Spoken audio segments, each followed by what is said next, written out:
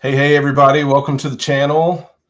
We've got a good one for you today. A lot has been going on in the animal rights movement. We're definitely going to be diving into the two most recent fur farm raids that happened in Illinois and Iowa. I've got a quick disclaimer to read. While Animal Activism Collective supports the overall mission of animal liberation, our group was not involved in recent ALF actions. We are simply here reporting on it.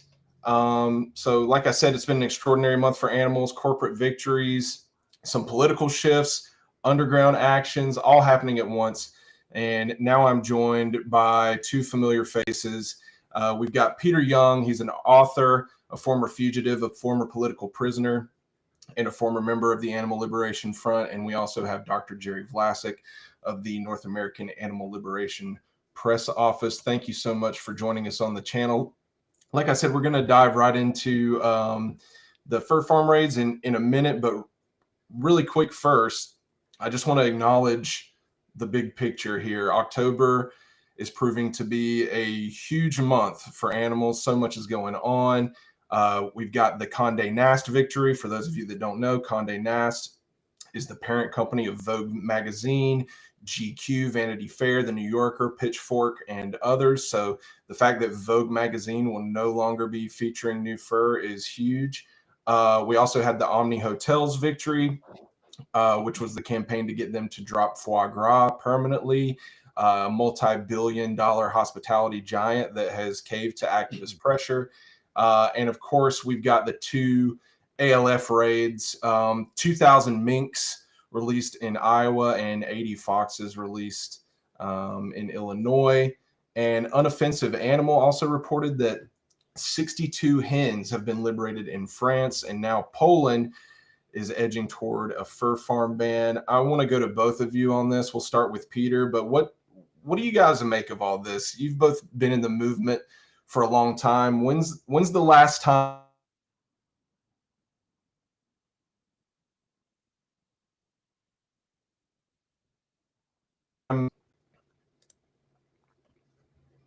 Hey, I think you froze. Hey, what's the last thing you heard me say? When was the last time? When was the last time you felt all these things happening for animals? Like when was the last time there was this feeling in the air? I don't remember anything like this. I mean, this has been an incredible few weeks. So yeah, I mean, you just rattled off all these victories. The Vogue thing is massive. I mean, it's huge. I'm not really qualified to say what it means for the industry, because I think a lot of us don't know. But just in terms of the symbolism, it's absolutely massive. So I really can't overstate how significant the Condé Nast win is. Omni Hotel is obviously massive. And then, yeah, two ALF actions back to back, which harkens us back to an era that doesn't. I'm glad to see has not left us, which is these road trips. I mean, I'm only speculating here, but where you would have multiple fur farm rates back to back. That was something that happened many years in a row, and I don't know if we've quite seen anything like this in a while. So yeah, huge. Dr. Vlasic? Yeah, yeah, I don't know when I've seen this kind of momentum either. I was fairly new to the movement back in the '90s when there were a lot of underground direct actions going on behalf of fur-bearing animals. But yeah, this feels like a new era, and it feels like the momentum is really going to carry over. I really hope this is the final nail in the fur coffin. Yeah, so there were two raids, and I think just like 7 or 8 days apart or something like that. They happened very close together. Um, do you think the activists acted so close together because pelting season is approaching? And what does that urgency tell us about the realities that animals face on fur farms this time of year?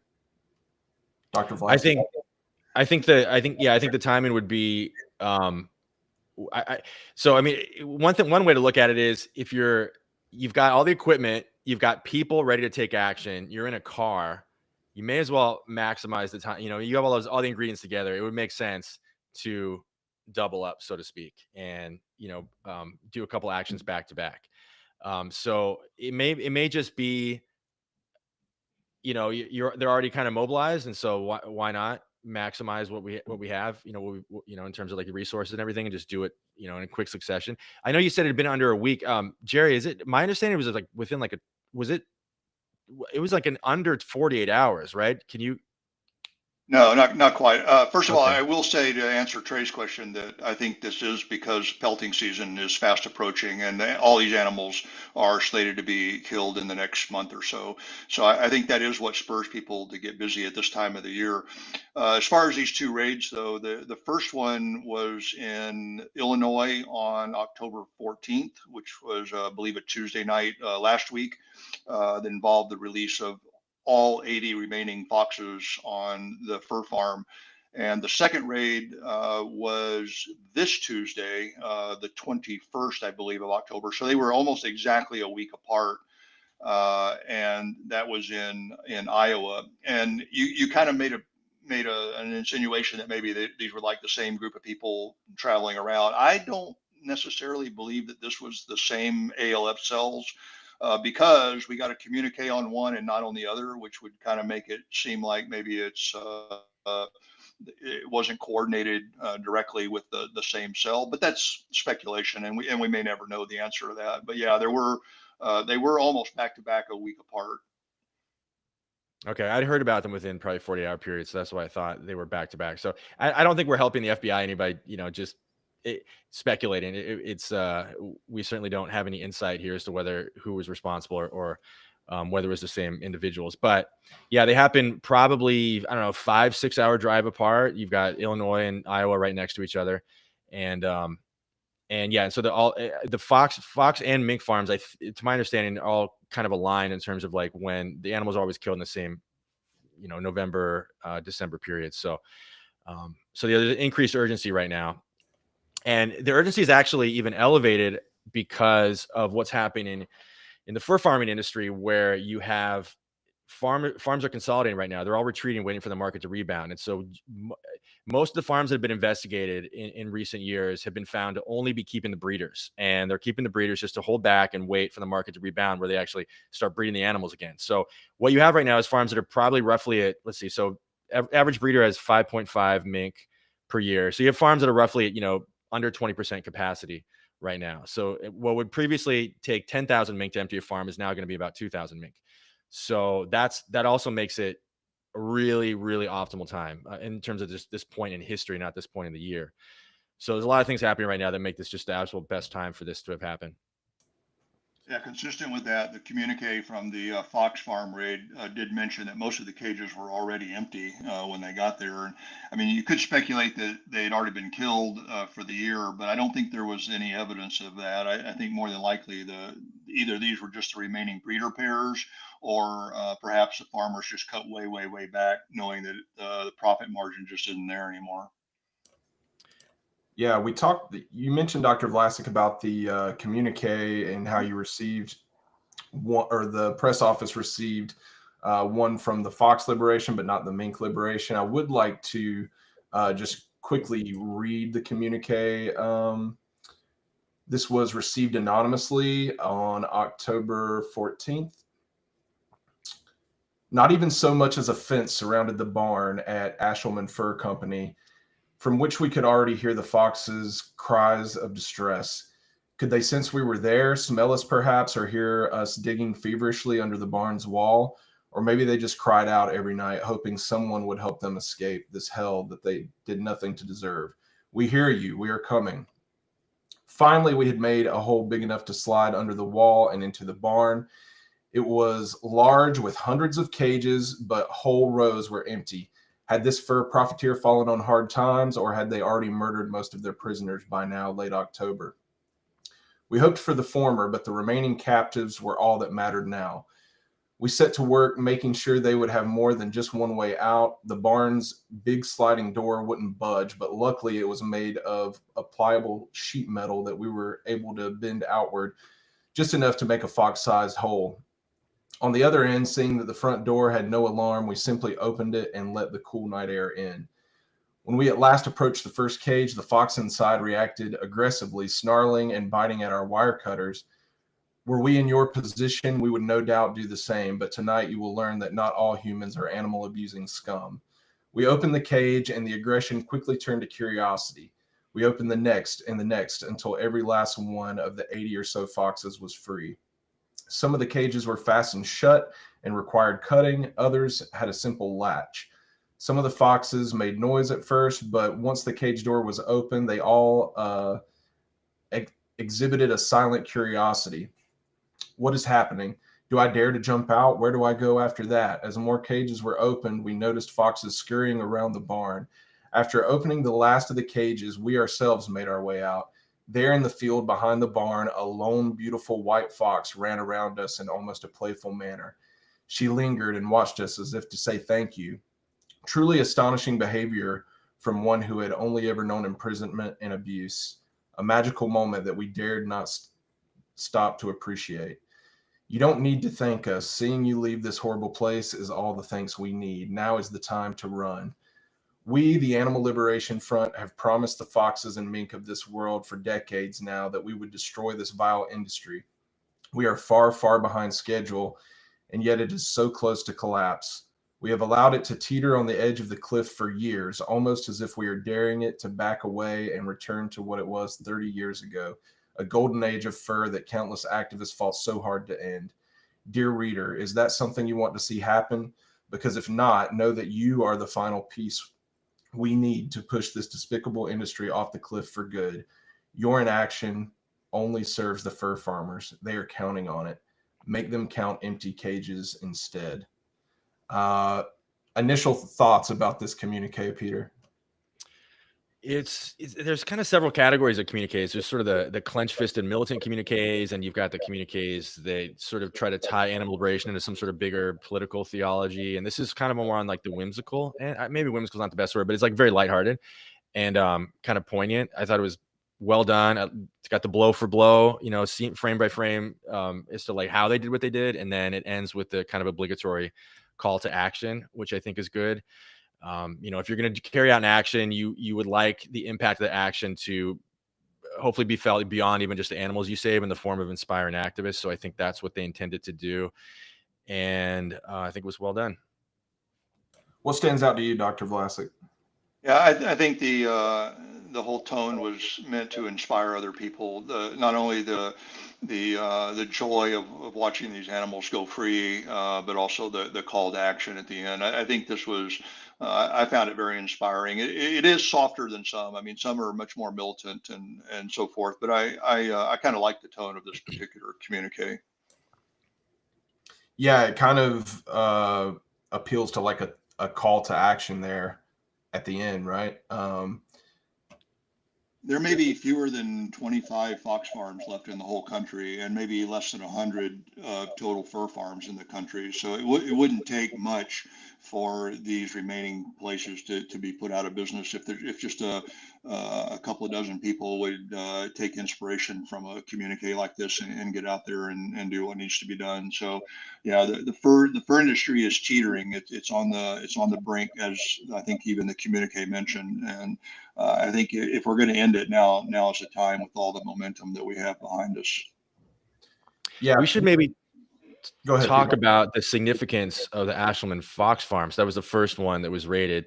That was the site of a undercover PETA investigation. You can still go online right now and pull up the footage. A guy named Matt Roselle went undercover in the Ashelman farm in the 90s. And I think if you go on YouTube, it's like Stella McCartney for farm investigation or something. I'm not sure why it's called that, but that footage is from the Ashelman farm. So that was like some of the only footage to this day that exists from inside of a fox farm.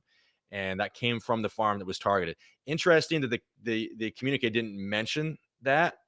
Maybe the perpetrators didn't even know, or maybe it's just too old for it to matter. But I think in my mind, the Ashelman farm is like it's like the Death Star. I mean, that's the footage that we all saw in the 90s of fur farms. And that was really the only footage we had. And so at the time, again, this is the 90s where it was repeated often that was the largest fox farm in the country. I don't know what the source of that was. It's definitely not now. I don't think so, because 80 would be probably on the low end of like a medium-sized fox farm. A lot of farms will have in the dozens, some will have in the hundreds, but if there's only 80 left, it's probably aligned with the broader trend of the fur farms now just keeping the breeders, waiting for the market to rebound. So, but that farm is significant. Yeah, coincidentally, Ashland Fur Farm is where the co-founder of the Coalition to Abolish the Fur Trade, Caft, was arrested nearby. I don't know there's any evidence that he raided it, but yeah, Tyler was arrested right outside that farm. I don't know what's it been, Peter, like 20 years ago now or so that It's probably that's 13, yeah, maybe it 2013, hadn't like been that. that long. Yeah. but but yeah, just kind of a coincidence, kind of old home week for Ashelman Fur Farm. Yeah, they were pulled over. I mean, their whole getting pulled over and arrested all happened. I don't know if it was in Roanoke, but it was. They alleged that they were on their way to that farm. I don't know if there's any actually evidence to support that, but that was the allegation. Yeah, Peter, I don't know if you remember this, but on the last live stream, I was kind of asking some questions about, are there any extra safety precautions that you think that activists take when it comes to liberating foxes rather than minks, because they're bigger animals than minks? And in this communique, they did mention that the fox was kind of snarling at first, but once they realized that, or I guess they became curious once they realized the cages were opening. So I just thought that was something interesting. I don't know if you remember us talking about that last time. Yeah, I do remember that. If I had to, so I don't know if there's really a lot of experts when it comes to releasing fox, because there's so few farms and there's been so few fox liberations. But if I had to choose which animal I was more scared of, it would definitely be a mink, based on what I know. Mink are, they're kind of like land piranhas. I mean, they have really sharp teeth and they're really aggressive, and it's no reason to be scared of either one. But fox, in my opinion, are very timid in the presence of humans. Yeah, it never ceases to amaze me. Not just foxes and not just fur-bearing animals, but so many different animals. They have no reason whatsoever to trust humans. All humans have ever done to them in their lives, a lot of the times, are just exploit them and harm them. But I just think it's so beautiful the way they wrote about this fox kind of changing their mind about the person and becoming curious, and then the part at the end about the lone white fox just like prancing around. Gosh, I mean, that it's just so beautiful. I don't know. Yeah, one of the interesting things about mink is that they're really, really aggressive. So if you're on one side of the cage, they're going to lash at you. They're going to screech at you. If you come, your glove comes anywhere near the cage, they're gonna try to bite it, and they're really aggressive. And then you release thousands of them, and they're swarming the ground, and to a degree where they could probably take a human down if they wanted to, and nothing, no aggression at all. They're not biting your feet. They're all the aggression that they had when they were inside the cage is just gone. And it's quite intimidating to be surrounded by a bunch of animals that have extremely sharp teeth and are carnivorous. But I've never been made aware, never experienced mink even so much as nibbling at someone's feet once they get released. Now, is it because they know what's happened to them fully, or is it just they're just have their mind on other things at that point? I'm not sure, but it is noteworthy to mention that.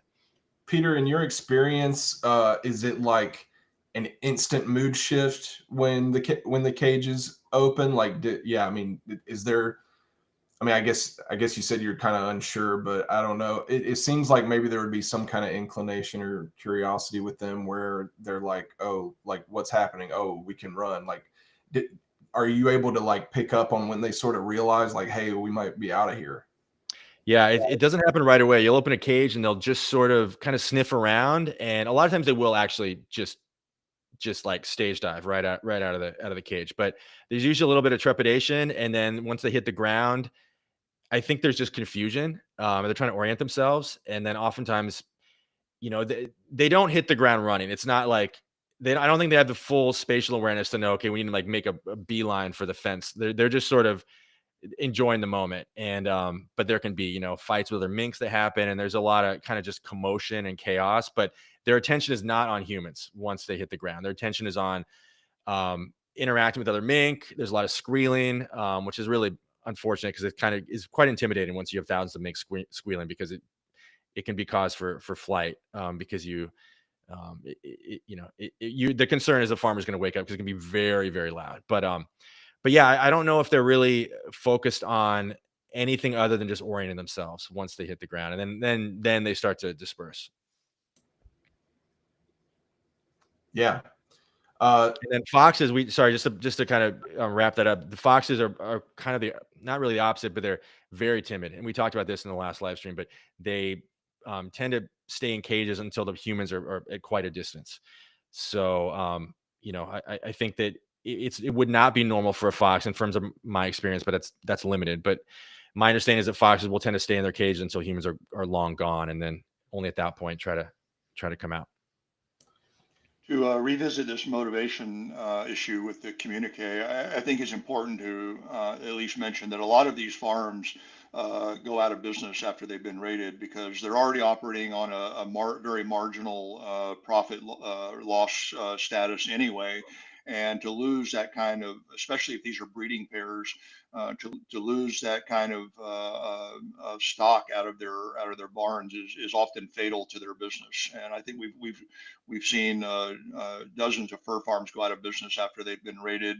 So there's a good reason to go after these guys. And it's not just those animals. It's not like they're just going to stock up again and do the whole thing again next year. I mean, some do, obviously, but either way, it's expensive. Their insurance prices go up. They have to invest more heavily in security measures. This farm, the fox farm, didn't even have a fence around it. So if this guy's gonna stay in business, he's gonna have to at least think about putting up a fence and perhaps some additional security, which doesn't sound like there was any in this case. It was, and most of them don't have a lot of security. Most of these smaller farms, whether fox or mink farms, have very, very minimal amount of security. So it's not a very difficult thing for somebody to get involved and do another one of these liberations. I went with the Woodbine farm, the mink farm in Iowa that was hit a couple of days ago. I went there just as part of it. I didn't go past the fence line, but I hiked up around the back of the farm just to confirm it was open some years ago. And very ramshackle farm, smallish, on the low end of like what would be considered a medium farm, maybe 8,000-10,000 mink, which actually kind of tracks. If they released 2,000 mink at this farm and they were all breeders, that would kind of line up with it being about a 10,000 mink farm at capacity. But yeah, very low. I mean, it's just like the fence is like literally chicken wire at that place as of when I was there some years ago. But yeah, like Jerry's point is exactly correct. That just these farms just simply the profits are too small for them to invest in security for all but the largest farms. I want to bring it back to the big picture for a moment. We talked about at the beginning of the stream, Condé Nast has gone fur free, which means LVMH, which is like the fur behemoth, right? And other brands still selling fur. They won't be able to feature those items in Vogue. And so many major fashion brands have gone fur free over the last 5 years, and Poland's on the verge of banning fur farms. I'd like to get both of your thoughts kind of just on the state of the fur industry right now. At the time of this live stream, Poland's, if my notes are correct here, lower house of parliament has passed a bill amending the Animal Protection Act to ban the breeding of animals for fur. This bill would mean fur farms would have to be phased out by the end of 2033 and would compensate the fur farmers who are going out of business. I've seen a lot of animal rights pages kind of incorrectly reporting that Poland's already banned fur, but I think it's still yet to be seen, but it's looking pretty good. The bill still has to pass in the upper house, which is basically the Senate, and then be signed by the president to become law.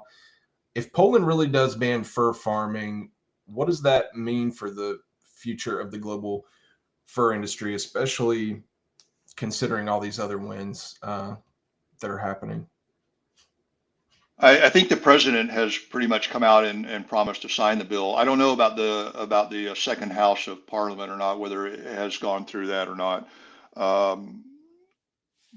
don't. Yeah, I think this would be huge, though. Poland is the second largest fur farming country remaining in the European Union. More than 20 countries have already banned fur farming in the EU, and only Finland, I believe, is still killing more animals than Poland. And it has decreased in Poland a lot. They've gone from 810 farms in 2015 down to only about 209 farms today. So they've had about an 80% or 75% decrease in farms, and a corresponding number of animals have been decreased as well. So this would be huge, though. This would be if Poland joins, and it looks like they will. I'm pretty confident. I think most people are pretty confident that this will go through. This is huge for the world market, I think, and I think this is just one more nail in the coffin. Yeah, nothing really more to add to that, except that I think Finland and Greece, as far as my understanding, are the only two countries left in Europe that haven't either banned it outright or indirectly banned it by making it unprofitable. So that just leaves two countries. Finland's the biggest. Greece, as far as my understanding, is kills fewer animals for fur than Poland. So Poland would be right in the middle. So it's huge. Yeah, we've got some questions in the comments here. Let me see.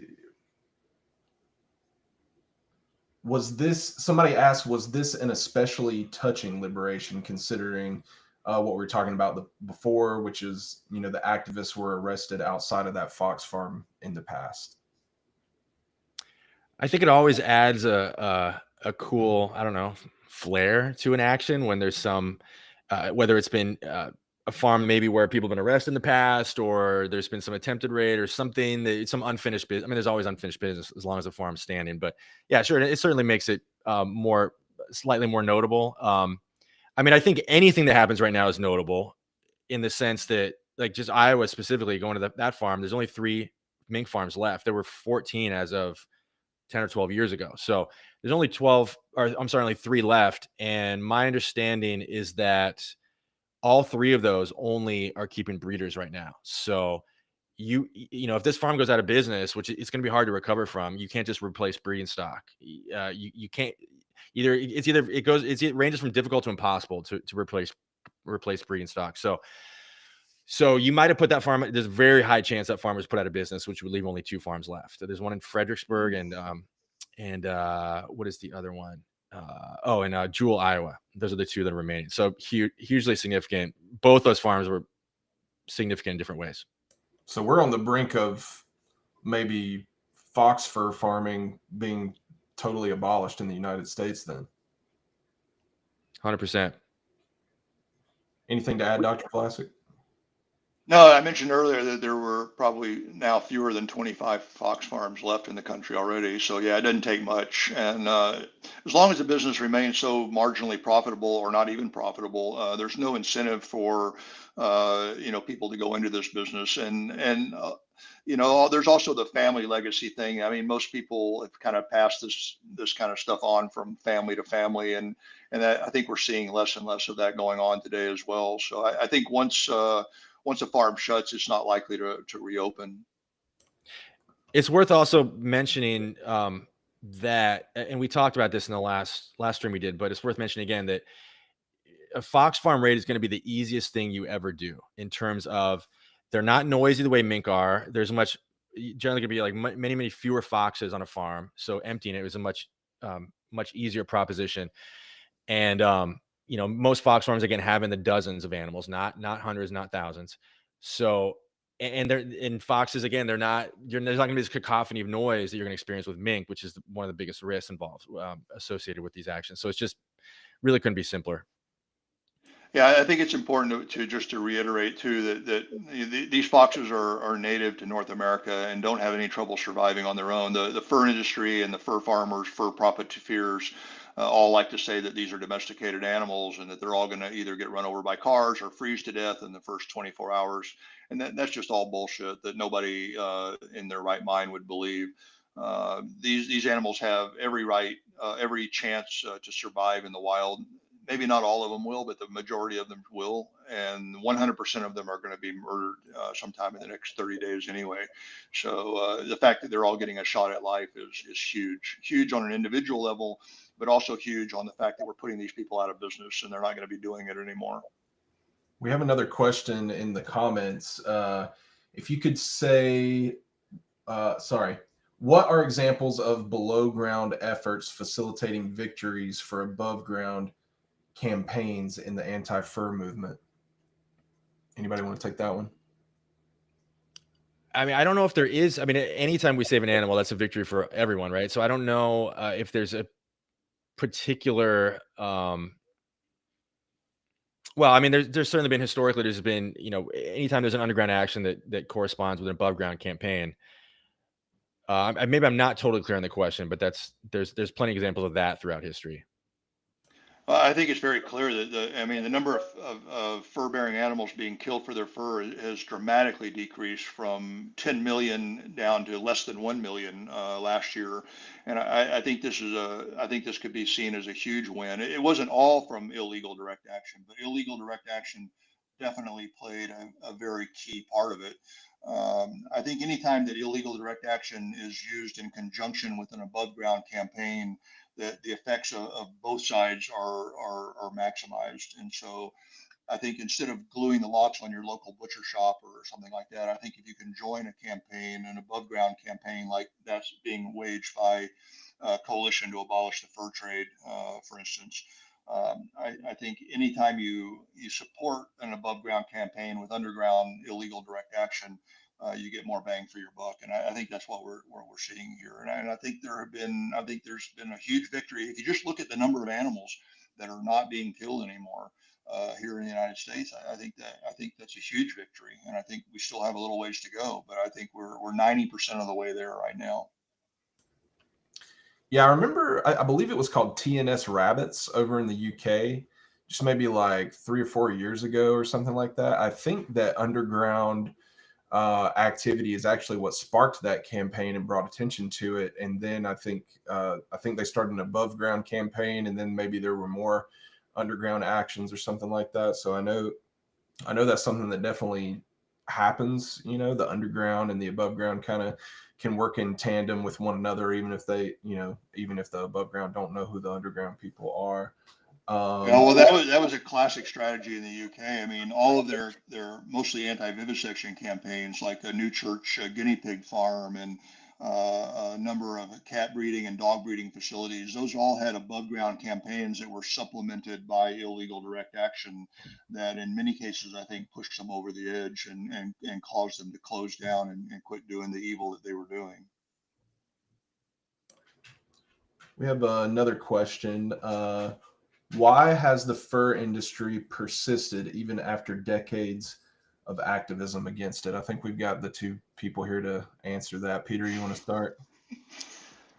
I mean, as long as they're making money, there's going to be an industry, and when they stop making money, there won't be. So there's, as long as you have China buying pelts and keeping the industry afloat, and that's just how it's going to work. So, yeah, I mean, it's it doesn't take much to keep a couple hundred farms open. So you might look around and go, I don't know anyone who buys a fur coat. I don't buy fur coats, but it just takes a small handful of people, relatively speaking, to keep a small industry afloat. So yeah, there's money.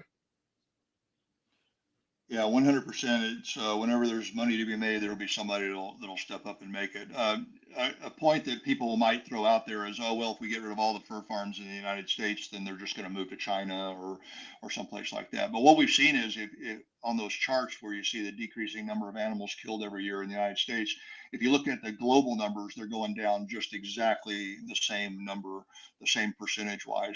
So if nobody wants fur in the United States, and if Vogue magazine doesn't want fur, then people in China aren't going to want fur either. And it follows. We've just seen the numbers parallel exactly. That when people quit buying fur in Europe and the United States, they quit buying fur in China as well. So it's not like we're going to have to go and repeat this whole scenario in China once we get done with the United States. Yeah, I want to mention somebody in the comments who said, I mean, it is hard to believe that anybody would still buy fur in this day and age, but somebody in the comments just said that they were kind of walking around Brooklyn and are seeing people who are wearing fur already this year, which is sad. But yeah, I mean, I think there's a lot to be happy about with everything that's happening lately. And we've been kind of talking about both the fur farm raids and the big picture. And I want to ask you both, with so many above ground victories and hopefully, some big fur bans coming as well, why is the Animal Liberation Front and direct action still important? Dr. Vlasak, we'll start with you. I think you have to, I think if you're going to do an industry in, I think you need to look at both the supply side and the demand side. And the above ground campaigns typically target the demand side with popularity among people and companies that are willing to continue dealing, designing, and selling fur. But I think if you don't target the supply side, that you're going to have a much longer and harder fought battle. So if you can go after both the supply side and the demand side, I think that's the quickest way to victory. And it's hard to use above ground actions on the supply side. I mean, nobody's going to go out and do a demonstration outside a fur farm. I mean, you can, and they have. People have done it. I think you and I have done it probably at some of these convergences.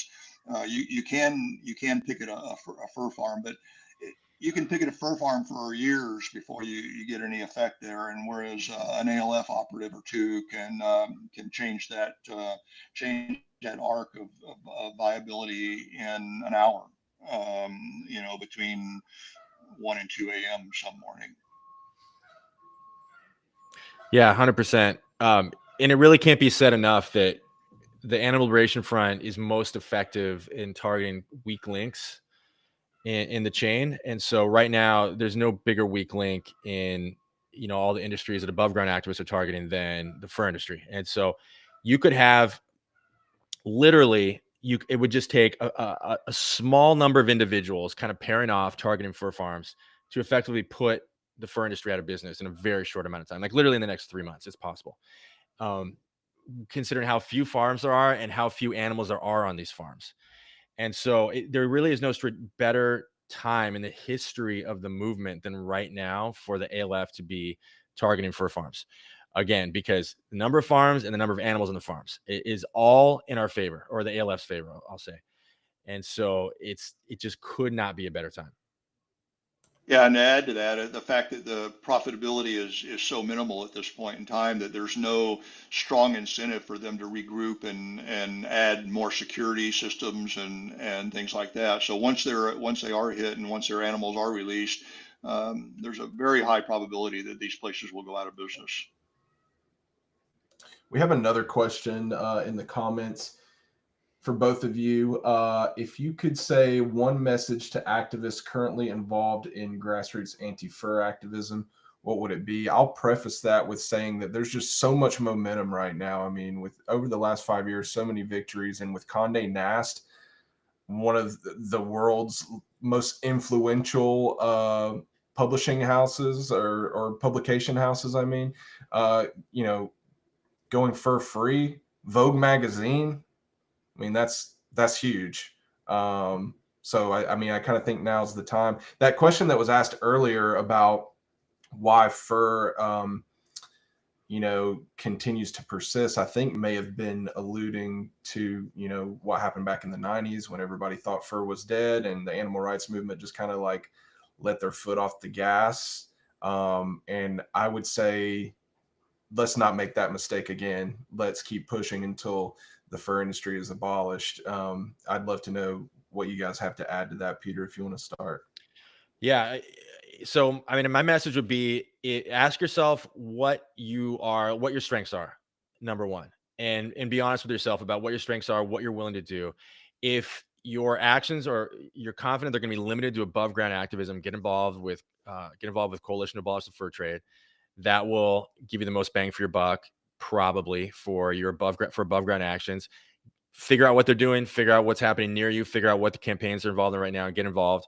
And that, apply pressure to the fur industry that way, because again, this is so winnable right now. And it really, you talk about it was the fur industry being perceived as almost dead in the 90s. Like it's far closer to death now than it was at that point, like by far. You still had, even when we were declaring fur as dead, so to speak, the industry was dead back in the early 90s. There were still 600 fur farms. Now we're down to, what was the last, like 60. So the industry is far more vulnerable now. So get involved with the Coalition to Abolish the Fur Trade, and then if you're willing to engage in underground direct action, that's going to be the most efficient and effective thing you can do on a short-term basis by far. And that would just involve taking the lead of these activists we're talking about who, carried out these two different fur farm raids, and applying the same model to your area. Yeah, I don't really have a lot to add to that. I think we can find a lot of motivation in the number one, in the amount of momentum that Peter mentioned, that this is the closest to death the fur industry's ever been. And also just looking at those numbers and seeing the numbers of animals that are dying, going from 10 million to well under a million a year. That's so important, and it's so good to hear, and such vindication of what we've been doing is translating into successes. I mean, you can talk to people about becoming vegan all day long, and you can see people go vegan and get all excited about that. But when you look at the number of animals being killed for animal flesh, you don't really see a much of a budge in the numbers. And so I think when you can actually see the results of what you're doing in the number of lives that are being taken, I think to me it's a huge inspiration. And then that's why I devote most of my efforts to both the fur cause, the fur campaigns, and also to supporting illegal direct action, because I think if you're capable of doing illegal direct action, that's where you can get the most bang for your buck and save the most animals. Yeah, we've got some more comments. Somebody commented, "This is making me cry." I guess that was probably while we were reading the communique. I thought there were some beautiful parts in there. Michelle asked, "So happy about this. Have there been any fox sightings in the area yet?" I don't think any of us would know unless somebody's said something. I don't know. There usually is not enough animals released from a fox farm for it to really, have a noticeable presence in the surrounding areas. But with mink, there's often follow-up media coverage saying, hey, mink were spotted many miles away. They're eating people's chickens. And there's always kind of those aftershock reports for sure. But I don't ever remember hearing that about a fox farm ever.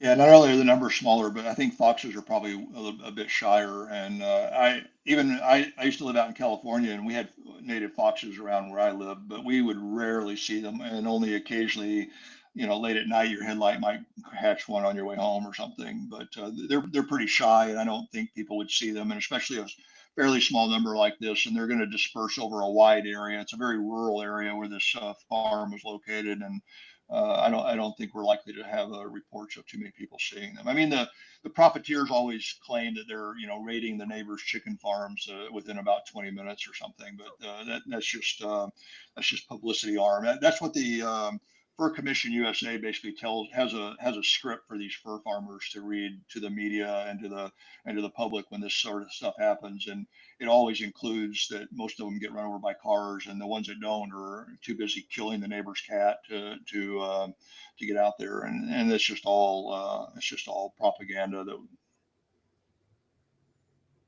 Yeah, Antonio is in the comments. Antonio asks if fur farmers have insurance for these type of things that cover raids. I know that we were talking about this a little bit in one of the previous live streams, that maybe even sometimes it might even be possible that fur farmers release their own animals so that they can get the insurance money, because the fur industry is just not that profitable anymore. Do you guys have anything to add, Peter? Yeah, I found it interesting. Let me just say, I found it interesting that with the this recent Iowa raid, the initial report was 1,000 animals released, and then about 24, 48 hours later, all of a sudden it was 2,000 animals released. And it wouldn't surprise me at all if the farmer had said, "Oh shit, if I'm going to try to collect insurance, I might as well collect insurance on 2,000 animals. How are they going to know?" Right? So I think there is some scamming of the insurance company that goes on. It would be interesting to know how many of these people actually have insurance.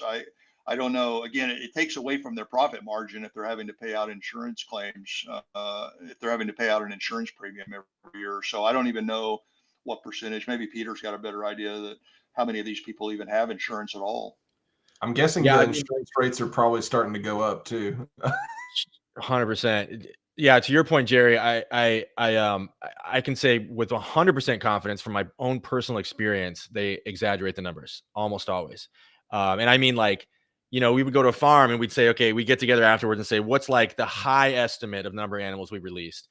And the number reported in the media is always far beyond that every single time, except for one that I remember, but almost every. And so, yeah, I 100% they can get away with it because mink are not trackable. There's no invoices for me. It's just they get bred. So it's very easy to fudge the numbers. We did have an incident of a farm in Minnesota. I think we might have talked about this in the last one, but in Minnesota, where it's the fur company or the insurance company denied their claim after a mink release. They claimed it was the ALF that came in and released 40,000 mink.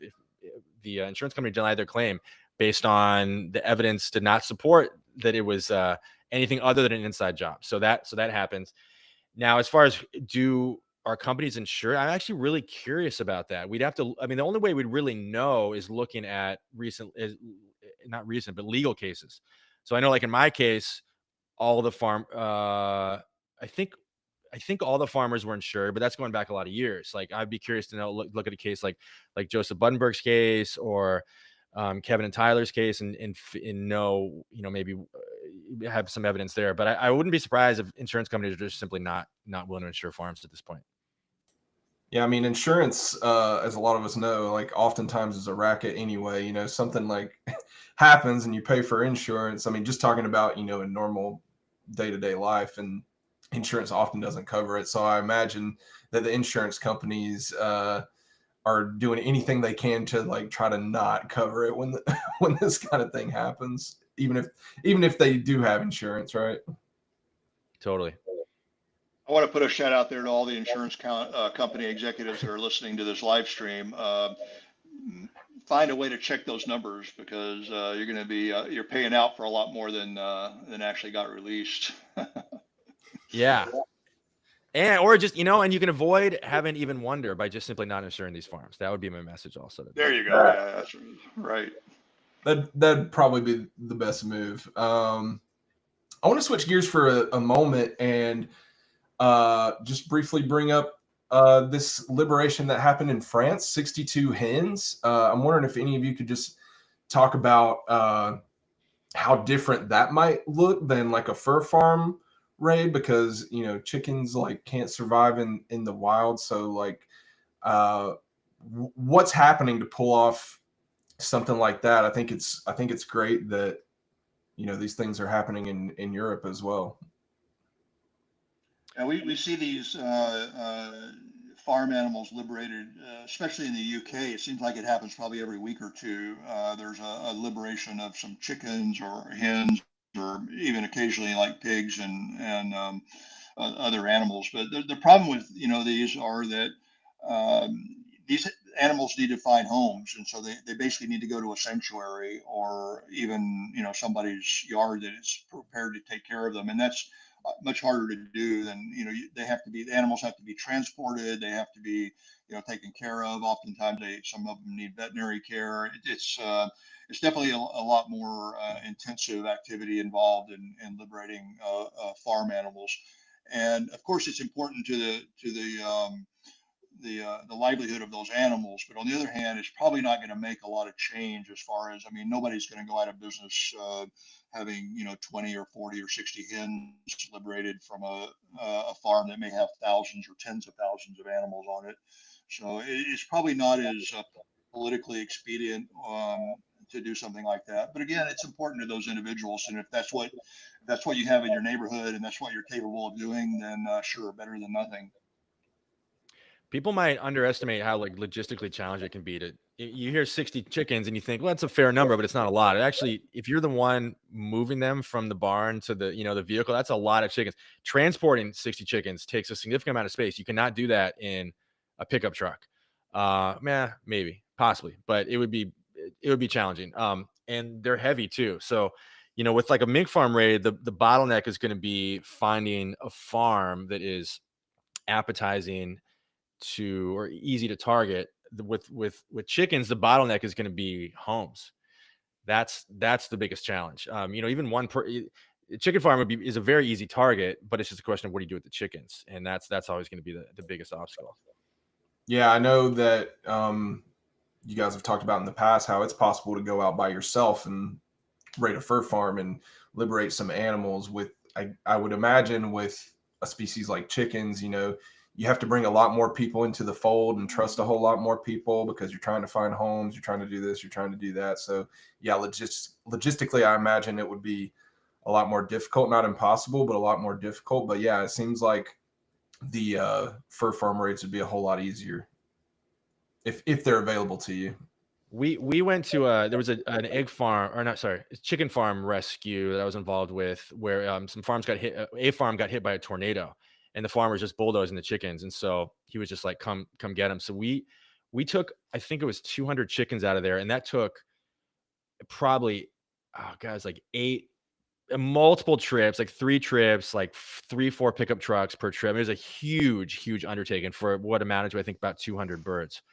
So 60, I mean, that's a significant logistical challenge, getting even 60 chickens out of a farm. Yeah, I know in New York City, around Caporos, they typically they rescue somewhere around 200 or 400, sometimes even more chickens every year, and it's logistically it's just huge. It involves dozens of people and multiple sanctuaries and so much to do. It's a lot of work, but yeah. Somebody commented, guys, I come from Poland. We were waiting so many years for this moment. It is huge. The president needs to sign it. So cool that we have somebody from Poland in the comments. And yeah, I can only imagine how they feel with their country hopefully about to ban fur. That's really cool.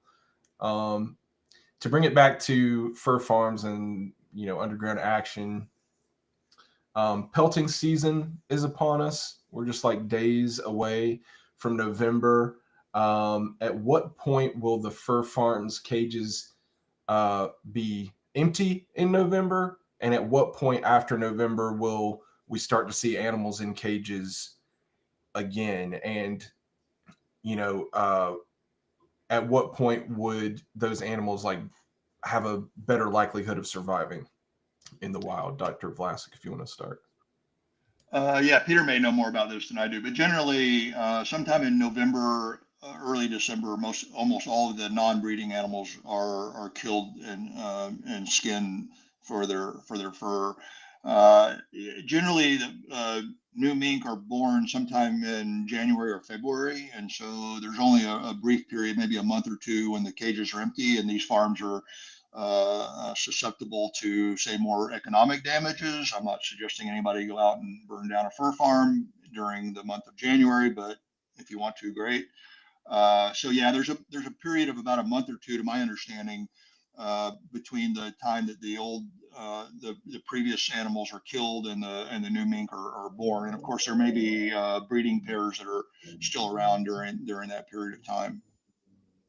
Yeah, if you ever go to a farm and it's actually empty, that's going to mean it's out of business. So the farms are never empty. There's always going to be at least the breeders. And they say that you should wait until late May, June to release animals where the newborns are, weaned. You should really, I mean, if you have an opportunity before then, you should probably do what you can, even if it just means releasing the breeders at that point, whatever you decide is best. But the optimal time is always going to be late May to season. What's the significance, Peter, of releasing the breeders or, like destroying their genetic records? So it's just what I said earlier, which is it's anywhere from difficult to impossible to replace breeders. Some of these breeding stock have been they've been bred over generations and many generations, and that really is the main asset of a fur farm. Anyone can just go and buy some random mink and stock a fur farm, but it's the genetic stock that really is what gives pelts their value. That's why you see some farms commanding much higher prices than other farms. It's the quality of that genetic stock. And so when that's ruined, you release the breeders. They're all mixed together. You can't tell what's what. And when they get mixed together with the non-breeders, the farmer's unable to tell which is which. And so they have to just pelt out and start completely from scratch, which is why we see so many of these farms go out of business, because it's specifically the breeders. In a legal case I was involved in, there was at the time, the average pelt price was like, I don't know, it was like $50 or something, but the breeders that we released were valued at $800.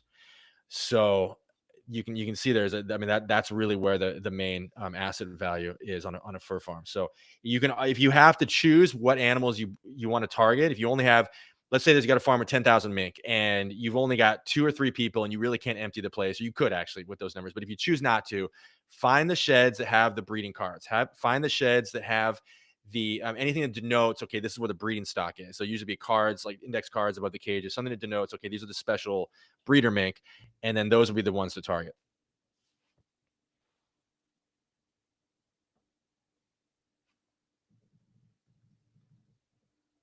I've lost your audio, Trey. I can't hear it. So sorry, I forgot to unmute. So even if somebody arrives on a fur farm and all that's left is the breeding stock, so maybe there's only a handful of animals, it might still be worth releasing those animals and, you know, getting rid of that information, because while you might not be able to release 2,000 minks like the raid that just happened, the lasting benefits would be really great, because, you know, that would just prevent a lot of these animals maybe from being bred into existence potentially. Is that enough alone to potentially shut down a fur farm? Just getting rid of the breeding stock? I mean, not only is it enough, that's actually the highest impact thing you can do. So 100%. So just getting rid of the breeding stock is like the highest impact thing you can do. And so what we saw here in Iowa with the 2,000 mink, that actually, if I had to guess, I would say that is very likely breeding stock. Like 2,000 breeders would actually be a normal breeding stock for a farm. I think 10,000 mink is, you know, at one time, maybe in the 90s, that would be considered somewhat a larger farm. Now that would be considered actually on the small end or medium-ish, smallish. So 2,000 breeders is going to be pretty normal. But here's the thing: you can, and because I've timed myself doing this, for two people can release 1,000 mink every 15 minutes, very roughly speaking. So you could, if you only have one other person to work with, you can be in and out of a farm in 30 minutes and release 2,000 mink, like what happened here in Iowa. And 2,000 mink could literally be the entire breeding stock. So in other words, the most high impact action that you could carry out at a fur farm could be done by two people in 30 minutes. Wow. We have another question in the comments. It seems some of the larger animal rights groups have declared victory against the fur industry already. Can you address the dangers of premature calls to victory? Dr. Vlasak, we could start with you. Well, yeah, I mean, a lot of these big groups that you know are kind of more focused on donor contributions than they are anything else. They often say, "Yeah, look at us. We killed the mink and we killed the fur industry, and now we want your money so we can go and knock out the next industry." So I think it is dangerous because it puts your average grassroots activist on notice that it's over and they should go do something else. And all that does is allow the mink industry, the fur industry, to recuperate and develop their next strategy. And speaking of those strategies, I think social media is probably the biggest thing to worry about now, that especially now that Condé Nast has not advertising fur to the mainstream anymore. I think we have to look at so-called influencers and their ability to promote fur. So I think we certainly the above ground activists, I think, need to be really on notice to look after these influencers and to make that part of their campaign. I gotta say, if I was in the fur industry and I wanted to sabotage activist efforts, I would start a group and declare fur has been won. I mean, that's literally the most destructive message you could send, and one that is most beneficial to the fur industry. So that anything that would cause activists right now to take their foot off the gas is like 100% the most destructive thing you can do, and beneficial to the fur industry. Yeah, it's like that saying, the devil's biggest trick is tricking people into thinking he doesn't exist. I think that like that's what we can draw for the fur industry here. Like saying that it's over is definitely not true and could allow them to have a comeback. Given everything that's happened this month, that we've talked about, the fur-free policies, progress in Europe, all these liberations, what do you think the fur industry looks like in maybe like a year or 2 years? Well, I'll just say that the prices are trending in the wrong direction from our perspective. Right direction for them, wrong direction for us. So it's going to depend what we do in the next year or two. But right now you got the stock at an all-time low. Ranch raised mink stock and Fox at an all-time low, like worldwide. So, but again, once the money starts to come back in, once the incentive is there, that could start trending the other way as well. So we're in a very precarious spot. I think we need to make it very, very clear to those who raise animals for their fur that they're not safe. and that their farms will be attacked, that they will be attacked, that we're just not going to put up with this anymore. I don't think anybody ought to be thinking about going into the fur industry to make money without worrying about what both underground and above ground activists are capable of doing. And that's one of the good things about the Coalition to Abolish the Fur Trade, which has in a lot of ways kind of mimicked the Stop Huntington Animal Cruelty campaign back in the early 2000s. And that there's a reputation that's developing around the group that once they set their sights on you, your life is just going to be made miserable until you do what they ask, which is stop abusing animals. And I think we need to cultivate that mentality that if you deal with fur, you deal with us. As the chant goes, deal with fur, deal with us. And the deal with us part has to come with an implied threat that we're going to target you. We're going to go to your executives' homes. We're going to make noise in the middle of the night outside your house. We're going to raid your fur farms and destroy your property. I think it needs to be very clear so that there is no room for these people to start a new movement. Guys, is there anything that we haven't covered that y'all want to bring up? Any points you want to make before we wrap up momentarily? Don't back off. We've got them on the ropes. Now is not the time to back away. We need to hit them harder and harder. We have a reputation now, both above and underground, has a reputation of taking no prisoners and of winning these campaigns. And I think we're sending a very clear message that we are capable of putting these people out of business. And I think we need to capitalize on that while we have it. Yeah, I would also say there's, some targets are more appetizing than others from the underground perspective. You've got in Wisconsin, which is just north of what the areas we're talking about, Illinois and Iowa that were targeted recently. You've got the two major fur receiving and grading operations right next to each other in Wisconsin. You've got the Saga Furs and Fur Harvesters auction just right up the road from each other, and that's where all the animals in the country. Not all of them, but the majority of them get funneled through, a couple buildings in a very tight time frame. 30-day. We're talking about December when animals get killed for their fur. They get sent to these grading facilities, and so these are real industry linchpins. Targeting a farm, huge high impact, low risk action, and you've also got others as well. So there's just a lot of appetizing targets out there. Yeah, there's also another choke point that's like the vaccine maker in Minnesota, Vaccinova. I mean, that they make basically all the vaccines for all the fur farms in the whole country practically. And without these vaccines, the fur farms have a much harder time existing. So there are some real choke points. You can find a lot of this information along with a list of all of the fur farms that are still open in the country at finalnail.com. That's finalnail.com. You can see all the fur industry choke points as well as all the remaining fur farms on that website, finalnail.com.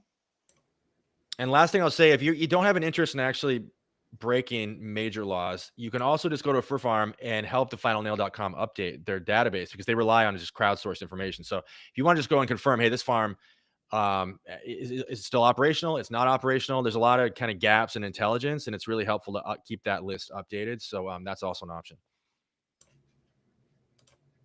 Awesome. Well, I appreciate you guys so much for taking the time to be with us. I know it's always kind of short notice after these fur farm raids happen, but I know we're always glad to congregate and jump on here and talk about amazing news when it comes to animals. I want to remind folks that Fur Free Weekend is coming up, Black Friday, Fur Free Friday. It's one of the biggest shopping days and biggest shopping weekends of the year. So for those of you that are listening that are above ground activists and want to make a difference with pressure campaigns, my advice to you would be to join your local community and participate in Fur Free Friday. Animal Activism Collective is hosting an event in New York City from November 27th through the 30th. 4 days of animal rights action targeting the fur industry. So you can sign up send us a DM on Instagram, or check out the link in our bio on Instagram and sign up. I'll also try to put the link for sign up in the chat here. But I really appreciate everybody for checking out this live stream. And we hope those animals are all running free and don't get caught. So I want to thank Peter. I want to thank Dr. Jerry Vlasak for joining me today, and we'll see you next time. Great to be here, Trey. See you soon.